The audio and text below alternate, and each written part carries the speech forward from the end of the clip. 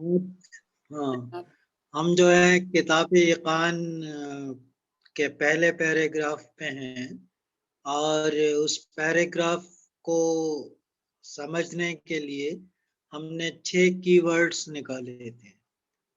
समझते समझते हमने उनमें से ज्यादातर को कवर कर लिया है। आखिरी के 2 कीवर्ड्स जो हमारे बचे में हैं और उन कीवर्ड्स को जो है आज हमें समझना है। उसके बाद हम पैराग्राफ नंबर 2 पर आ जाएंगे किताब यकान के। तो ये जो आप स्क्रीन पे देख रहे हो, इसमें किताब यकान के पहले पैराग्राफ की कुछ पंक्तियां हैं, जिसमें से एक जो शब्द है दिव्य ज्ञान, इसको जो है हमें समझना है। तो ये पंक्तियां पहले हम एक बार पढ़ देते हैं। तभी वे दिव्य ज्ञान और समझ के सूर्य से निस्सारित होते प्रकाश को धारण करने के योग्य बन सकेंगे और असीम तथा अदृश्य कृपा प्राप्त करेंगे। मतलब यहाँ पे हमें कहा जा रहा है कि दिव्य ज्ञान की समझ जो है हमारे लिए बहुत जरूरी है। अब दिव्य ज्ञान है क्या? तो दिव्य ज्ञान को समझने के लिए हम ये देखेंगे कि ज्ञान के 2 मुख्य प्रकार कौन कौन से हैं। एक साधारण ज्ञान होता है और एक दिव्य ज्ञान होता है। तो जो हमारा अगला प्रोजेक्शन है, 2 नंबर की जो स्लाइड है, उसमें ये बात बताई गई है। तो ज्ञान जो है वो 2 प्रकार का है। एक जो है सांसारिक ज्ञान, या जिसको हम साधारण ज्ञान कह सकते हैं, और एक जो है आध्यात्मिक ज्ञान। तो जो सांसारिक ज्ञान है उसमें वो ज्ञान आता है जो हम स्कूलों और कॉलेजों के अंदर पढ़ते हैं। उसमें विज्ञान भी है और कला भी है, तो ये सारी चीजें आ जाती है। आध्यात्मिक ज्ञान वो होता है जो ईश्वर के द्वारा उसके भेजे हुए अवतारों और उन अवतारों पे जो अवतरित धर्म ग्रंथ होते हैं, उससे जो ज्ञान हमें प्राप्त होता है, वो ज्ञान जो है आध्यात्मिक ज्ञान होता है। जो सांसारिक ज्ञान है उसके बारे में ये कहा गया है कि ऐसे सांसारिक ज्ञान जो शब्दों से शुरू होते हैं और शब्दों पे खत्म हो जाते हैं, उनका कोई महत्व नहीं है, वो सार्थक नहीं है। कई फिलोसोफर्स होते हैं, जिसमें बहुत रिनाउंड फिलोसोफर्स भी हैं, वो ऐसी बात कह देते हैं जिस पे वो खुद नहीं चल पाते। तो ऐसे बहुत सारे चीजें हैं जो शब्दों से शुरू होके और शब्दों पे ही खत्म हो जाती हैं। मानवता के लिए उनका कोई उपयोग नहीं है।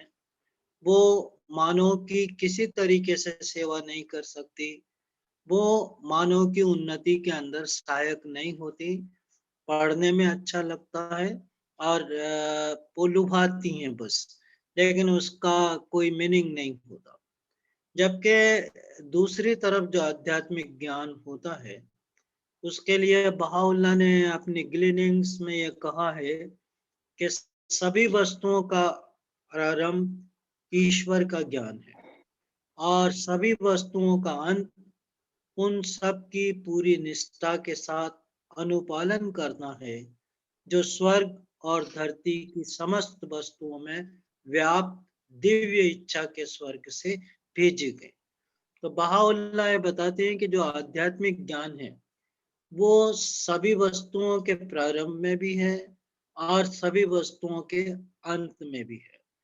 लेकिन जो शब्दों से शुरू होकर शब्दों पे खत्म हो जाए, वो कभी भी आध्यात्मिक ज्ञान नहीं हो सकता।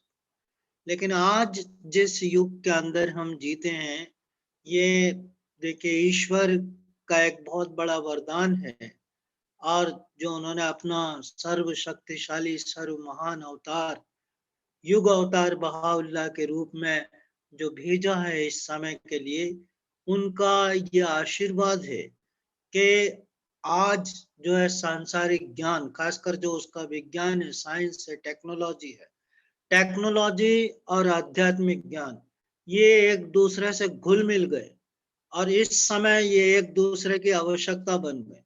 खासकर जैसे आध्यात्मिक उसमें आज इसी को आप उदाहरण ले लीजिए कि हम अलग-अलग जगह पर बैठे हुए, पर इस टेक्नोलॉजी के द्वारा हम जुड़े में आपस में और अध्ययन कर रहे किताबे कुरान का।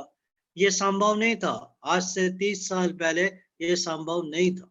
तो आज आध्यात्म को समझने के लिए भी हमें टेक्नोलॉजी की ज़रूरत है और टेक्नोलॉजी भी अधूरी है जब तक वो अध्यात्म को ग्रहण नहीं करती। लेकिन अभी उस दिशा में टेक्नोलॉजी बढ़ी नहीं है। टेक्नोलॉजी ने अध्यात्म को समझने में हमारी हेल्प की है। आज आप टेक्नोलॉजी में आपके मोबाइल के अंदर पुराना जो भी धर्म ग्रंथ है, चाहे आप वेदों को ले लें, श्रीमद् भगवत गीता को ले लें, कुरान को ले लें, ओल्ड टेस्टामेंट, न्यू टेस्टामेंट, क्या चीज़ जो है वो नेट पे आपको नहीं मिल जाएगी।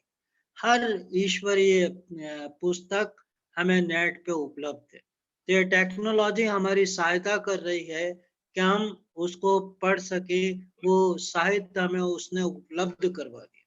लेकिन अभी ज़रूरत है टेक्नोलॉजी को अध्यात्म के पास आने की। यानी अध्यात्म में क्या है, उसको समझकर उसको अपनाने की। तो जब वो टेक्नोलॉजी इसको अपनाएगी, तो वास्तव में फिर वो टेक्नोलॉजी भी जो काम तो कर रही है अभी भी, वो ह्यूमन वेलफेयर के लिए, लेकिन उसका जो उद्देश्य है, वो और पवित्र हो जाएगा। और फिर ये जो विनाश के हथियार बनाती है टेक्नोलॉजी, शायद वो इस पे सोचे और इसको बनाना बंद कर दे और जो अरबों खरबों रुपया इस पे खर्च होता है, वो खर्च होना बंद हो जाए। तो ये 2 ज्ञान है, सांसारिक ज्ञान और आध्यात्मिक ज्ञान। अब जो आध्यात्मिक ज्ञान है, उसके अंदर हम अगली स्लाइड के अंदर देखेंगे और उससे समझने की कोशिश करेंगे कि जब ये आध्यात्मिक ज्ञान या उसकी दिव्य समझ हम हमारे पास पहुंच जाती है, जब हम इसको समझने का प्रयास करते हैं, जब हम इसकी अंतर्दृष्टि प्राप्त करते हैं, तो एक तो ट्रस्ट ऑफ गॉड जो पिछली बार आपको बताया था, ट्रस्ट ऑफ गॉड और दिव्य ज्ञान की समझ। अगर ये 2 चीजें हम प्राप्त कर लेते हैं तो इससे क्या हमें फायदा होता है और अगर हम इसको प्राप्त नहीं कर सकते दिव्य ज्ञान को, तो हमें क्या चीज खोना पड़ती है। तो देखिए इस स्लाइड के अंदर डायग्रामेटिकली सरल करने के लिए आपको बताएगा। आपके लेफ्ट हैंड साइड पर जो कॉलम है, उसमें ईश्वर पे जब हम विश्वास करते हैं और दिव्य ज्ञान की समझ हमें होती है, तो हमें क्या प्राप्त होता है। तो हमें जो चीजें प्राप्त होती हैं, जो इसी ईमान के पहले पैराग्राफ के जो लाइनें हमने पढ़ी हैं, उसी में इसको बताया गया। 2 चीजें जो हमें प्राप्त होती है, एक तो दिव्य ज्ञान की समझ से निकलने वाली रोशनी, ये रोशनी, ये ऊष्मा, उसकी गर्मी, ये हमें प्राप्त होती है।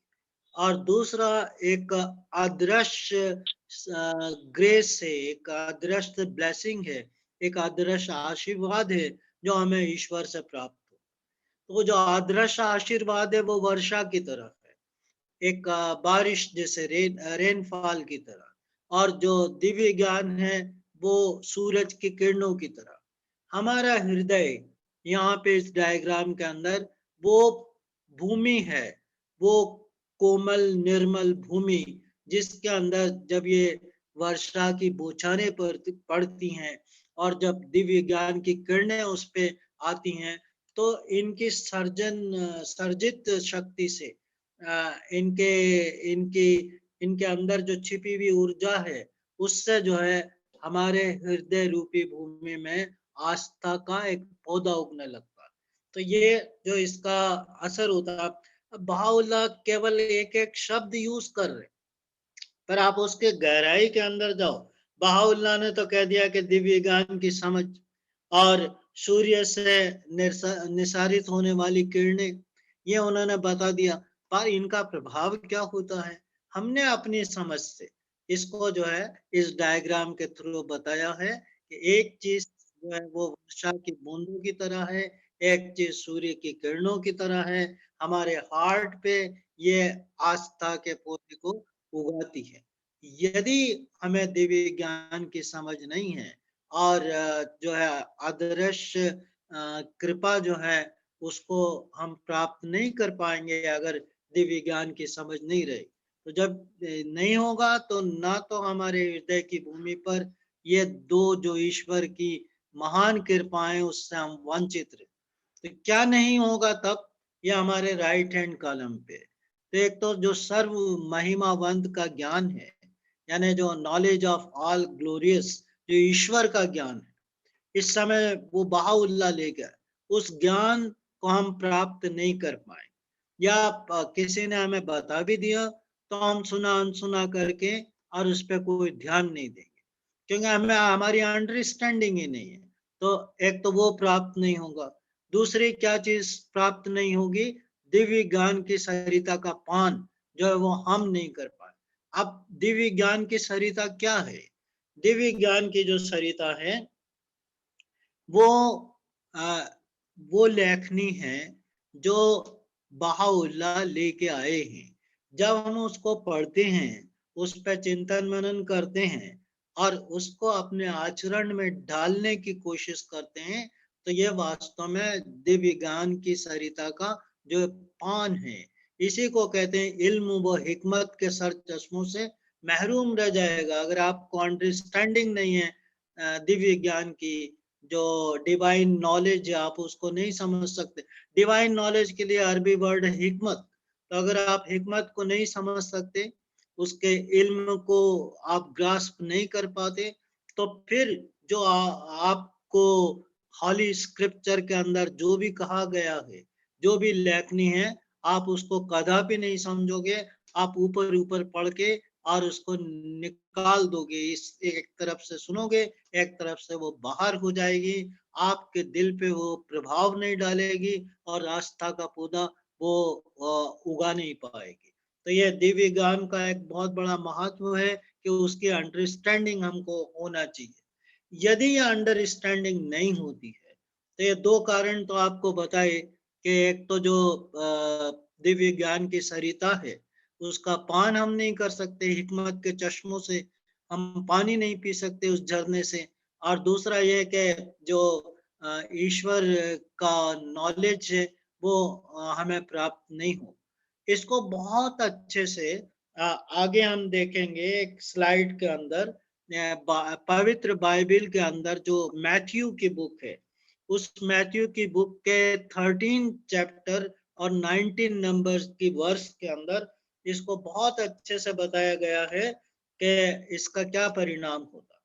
तो यहाँ ये जो मैथ्यू की बुक है आप स्क्रीन पे देख रहे हो, इसमें देखिए नंबर इसका है मैथ्यू की बुक, ये ओल्ड टेस्टामेंट में है और चैप्टर नंबर है 13 और वर्स नंबर है 19। इसमें कहा गया है कि when anyone hears the message about the kingdom and does not understand it, यानी यदि कोई सुन तो लेता है ईश्वर के साम्राज्य से आई हुई बात, लेकिन उसको समझता नहीं है, उसको अंडरस्टैंड नहीं करता, the evil one comes, evil ones मतलब एक तरीके का शैतान।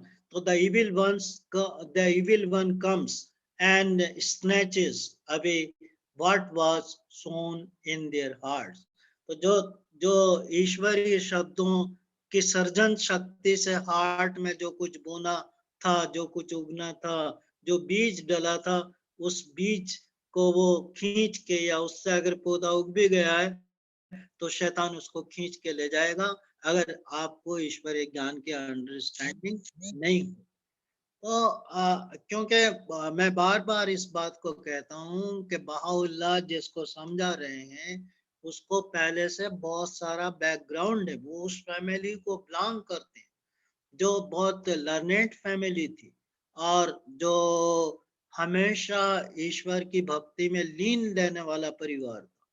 वहीं उसी परिवार में ईशदूत बाप का जन्म हुआ था। वो उनको भी देखते थे, उनके सुनते थे, उनकी जो कैलीग्राफी थी उसको पढ़ते थे। तो वो सब सारी चीजों से को जानते थे। तो वो जानते थे, तो बहाउल्लाह केवल एक शब्द बता रहे हैं उनको और वो उसको बहुत अच्छे से समझ रहे हैं। लेकिन हम जैसे जाहिल लोगों के लिए ये जरूरी हो जाता है कि हम उसकी गहराई में जाएं और हम अपने लिए उसको समझने की कोशिश करें कि वास्तव में बहाउल्लाह हमें क्या कहना चाहते हैं। अब आगे की जो स्लाइड है उसके अंदर हम जो अगला पार्ट है इसी फर्स्ट पैराग्राफ की, वो अगली लाइनों को पढ़ेंगे। इसमें कहा गया है कि जब तक वो नश्वर मानो के शब्दों तथा कर्मों को परमात्मा और उसके अभिज्ञान का मापदंड मानना बंद नहीं कर देता, वो कभी उसके ईश्वर की इच्छा को समझ नहीं सकता। तो यहाँ पर उनको बड़े मामा को बता रहे हैं कि अगर आपने ये मापदंड बना लिया कि जो कायम आएगा, मैदी आएगा, तो उसके अंदर ये चीजें अपने साथ लेके आएगा। तो अगर उनके ज्ञान से आप परखना चाहोगे मेहदी को या किसी भी ईश्वरीय अवतार को, तो आप जो है कभी भी इसको नहीं परख सकते। तो वो समझा रहे हैं उसको कि आपको खोज करना है, जो हमारे फेथ का एक बहुत इंपॉर्टेंट प्रिंसिपल है, independent investigation of the truth. तो अगर हमें भूख लगी है, हमें खाना, हमें ज्ञान की जरूरत है, हमें खोजना। अगर हम ये उलमाओं के, धर्म गुरुओं के, दी सो कॉल्ड विद्वानों के, इनके ज्ञान से देखेंगे, अपनी आंखों का उपयोग नहीं करेंगे, तो इसी फर्स्ट पैराग्राफ में ये बताया गया है कि हमें अपने कान, अपनी आंखें, इनको खुली रखना है और इनका उपयोग करना। अगर हम इनका उपयोग नहीं करेंगे और दूसरों की दृष्टि से देखेंगे, विशेष रूप से सो कॉल्ड मुफ्ती या मुश्ताहिद या उलमा या जो है कोई पंडित या कोई विद्वान या कोई धर्म गुरु, तो वो जो है हमें रास्ते से भटका देंगे। तो वो यही उनके मामा को कह रहे हैं कि अगर सत्य की खोज है तो इन नश्वर मानो, उसके लिए उन्होंने शब्द यूज किया नश्वर मानो। तो इन नश्वर मानो के कहने पे चलोगे तो सत्य की खोज जो है कभी नहीं कर पाओ। अब ये जो नश्वर मानो है, इसकी भी दो प्रकार है। एक को जो हम कॉमन अपने उसमें क्लासिफाई करते हैं, तो एक क्लासिफिकेशन का तरीका ये भी है उसका कि जो मानो है उसको दो कैटेगरी में बांट देते हैं। एक जो है इग्नोरेंट होते हैं, एक लर्नेड होते हैं। एक अज्ञानी होते हैं, एक ज्ञानी होते हैं। जो अज्ञानी होते हैं वो जाहिल हैं और जो ज्ञानी होते हैं उनको हम आलिम बोलते हैं।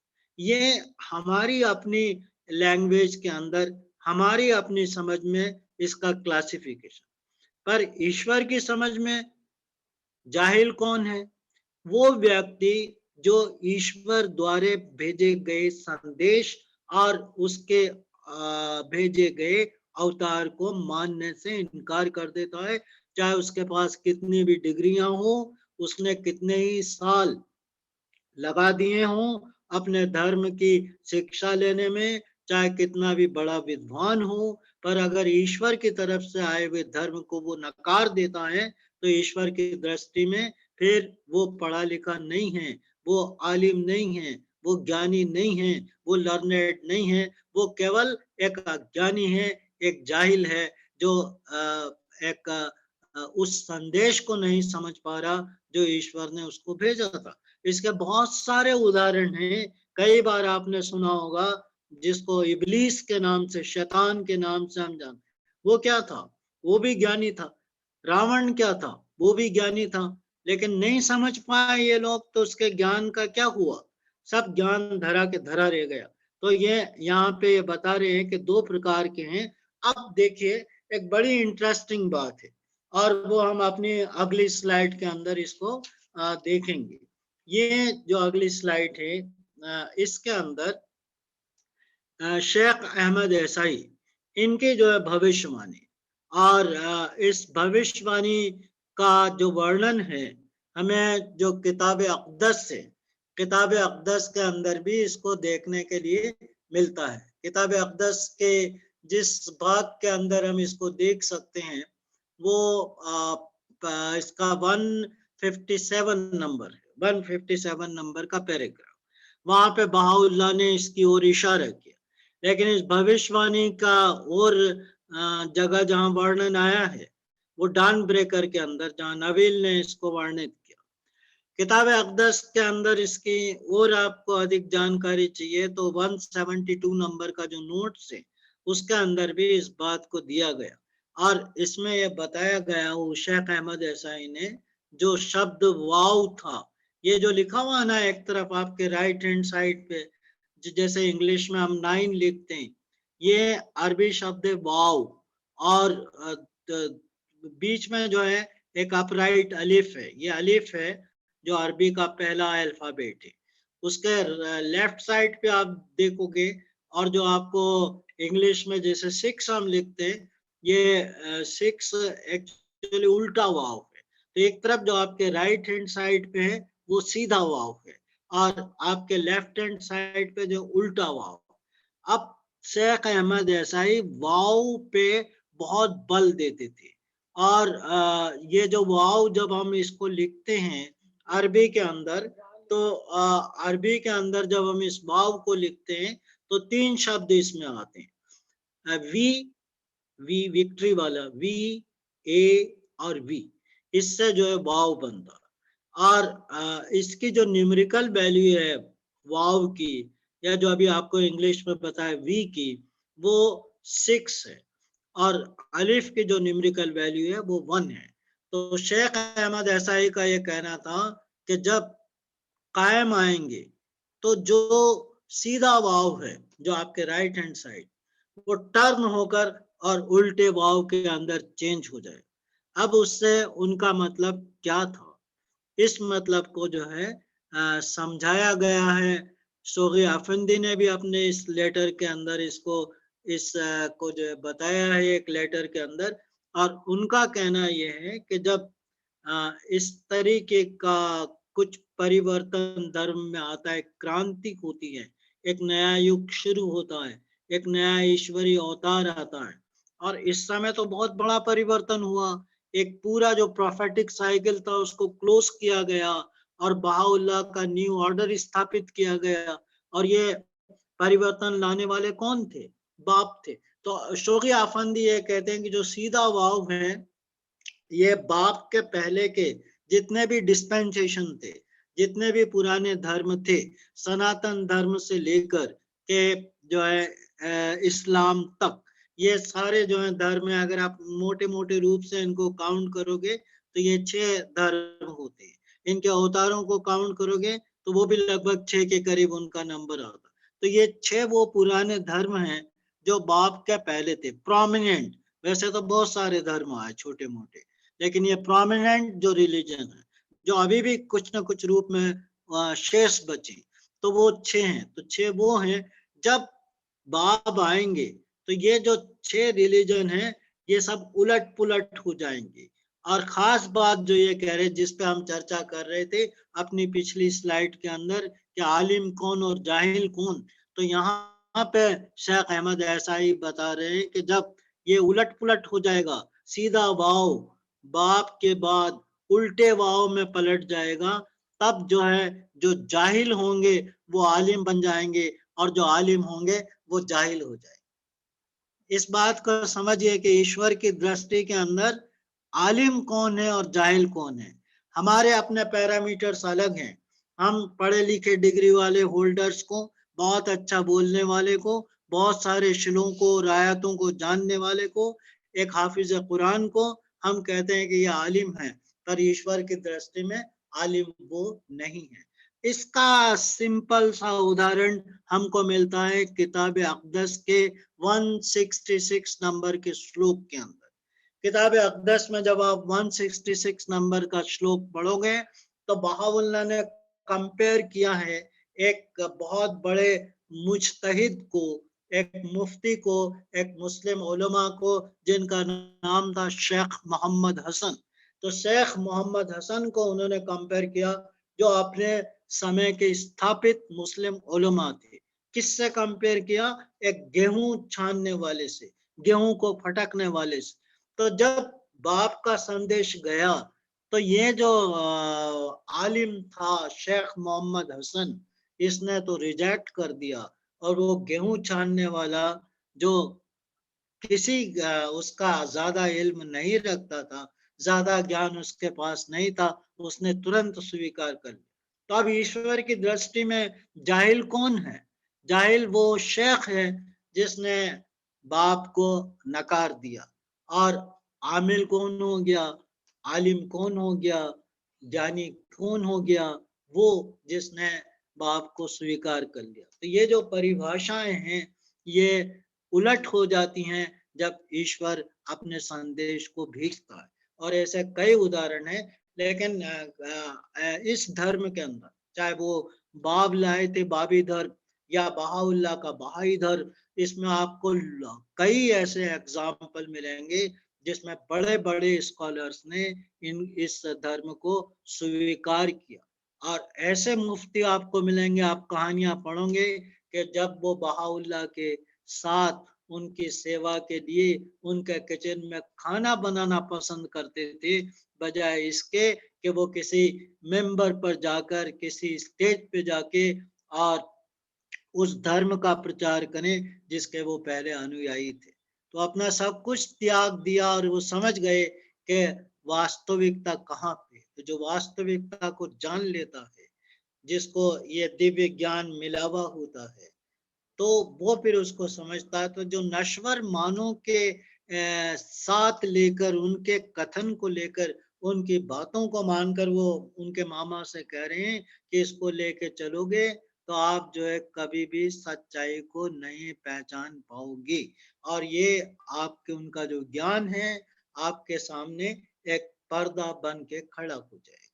तो ये कुल मिला के अगर हम इस फर्स्ट पैराग्राफ को देखें तो उसमें कहने का मतलब ये है, बहाउल्लाह उनको ये समझा रहे हैं कि सबसे पहले हमें सीधे रास्ते पे जाना है, हमें ईश्वर में आस्था होना चाहिए। ईश्वर में आस्था होने के बाद फिर जो है हमें दिव्य ज्ञान का पता होना चाहिए, हमें जो है पूरी तरीके से समर्पित होना चाहिए और उसके बाद अपनी खुद खोज करना चाहिए। तब जो है हम सीधे रास्ते को प्राप्त कर सकेंगे। तो ये पहले पैराग्राफ का मोटा मोटा सारांश था। अब हम दूसरा पैराग्राफ पढ़ते हैं जो इससे आगे अनुज उसको लगाएंगे। और अनुज से ही रिक्वेस्ट करूंगा कि वो इसको धीरे धीरे पढ़ें। तो ये दूसरा पैराग्राफ। अतीत पर विचार करो। कितने ही उच्च और निम्न दोनों तरह के लोगों ने परमात्मा के चुने हुए जनों के पावन स्वरूप में ईश्वरीय अवतारों के आने की प्रत्येक काल में व्याकुलता से प्रतीक्षा की। उसके अवतरण की उन्होंने ना जाने कितनी आस लगाई, ना जाने कितनी बार उन्होंने प्रार्थना की कि दिव्य कृपा की बयार बहे और वह प्रतिज्ञापित सौंदर्य पर्दे के पीछे से पदार्पण करे तथा समस्त संसार के समक्ष प्रकट हो। और जब कभी भी कृपा के कपाट खुले और दिव्य अनुग्रह के मेघ मानव जाति पर बरसे तथा उस अगोचर की ज्योति स्वर्गिक शक्ति के क्षितिज पर प्रकाशित हुई, तो सबने उस परमेश्वर को नकार दिया और उसके मुखड़े से विमुख हो गए। वह मुखड़ा जो स्वयं ईश्वर का मुखार बिंदु था। तुम देखो, प्रत्येक पवित्र ग्रंथ में जो कुछ अंकित किया गया है, कैसे वे उस सत्य को प्रमाणित करते हैं। तो ये जो पैराग्राफ है इसके अंदर भी हम जो है कुछ कीवर्ड्स निकाल लेंगे ताकि हम इसको समझने में थोड़ा हमारे लिए आसान हो जाए। इसके बाद फिर जो तीसरा पैराग्राफ आएगा, ये वो पैराग्राफ है जिसमें पहली बार कुरान के रेफरेंस बहाउल्लाह ने देना शुरू किए। तो वो तीसरे पैराग्राफ में 2 कुरानिक रेफरेंसेस हैं। तो जब हम उस पे आएंगे तब से वो कुरानिक रेफरेंस की बात शुरू होगी। अभी इस पैराग्राफ के अंदर 7 ऐसे शब्द मेरी समझ में आए जिस पे हमें ध्यान देना जरूरी है। और इन 7 शब्दों को मैं इस पैराग्राफ के कीवर्ड्स के नाम से जानता हूँ। तो पहला जो है इसमें वो है अतीत पर विचार करो, जो सामने आपके स्क्रीन पे अतीत पर विचार करो, कंसीडर द पास्ट। दूसरा है परमात्मा के चुने हुए जन, इस चूजन वन। तीसरा है व्याकुलता से प्रतीक्षा करना। उसके बाद फिर है प्रतिज्ञापित सौंदर्य, प्रॉमिस ब्यूटी। फिर उसके बाद कृपा के कपाट, पोर्टल्स ऑफ ग्रेस। फिर अगोचर की ज्योति, लाइट ऑफ अनसीन। और लास्ट में जो है ईश्वर का मुखारबिंद। तो वो जो ईश्वर का मुखारबिंद, द फेस ऑफ गॉड, ये 7 अलग अलग शब्द। अब पहला हम सोचें इस पे, अतीत पर विचार करो, यानी जो पास्ट में वो बता रहे हैं। अब वो इस किताब यकान के अंदर जो जिस बात पे बहाउल्लाह ने बहुत जोर दिया है, वो बड़े मामा को ये समझाने का वो प्रयत्न कर रहे हैं कि पहले तुम जिस धर्म को मानते थे, क्या तुमने कभी ये सोचा कि तुम क्यों उसको मानते हो? तुम उस घर में पैदा हो गए जिस घर में वो धर्म माना जाता था, तो वही तुम्हारा धर्म हो गया, वही तुम्हारी भाषा हो गई।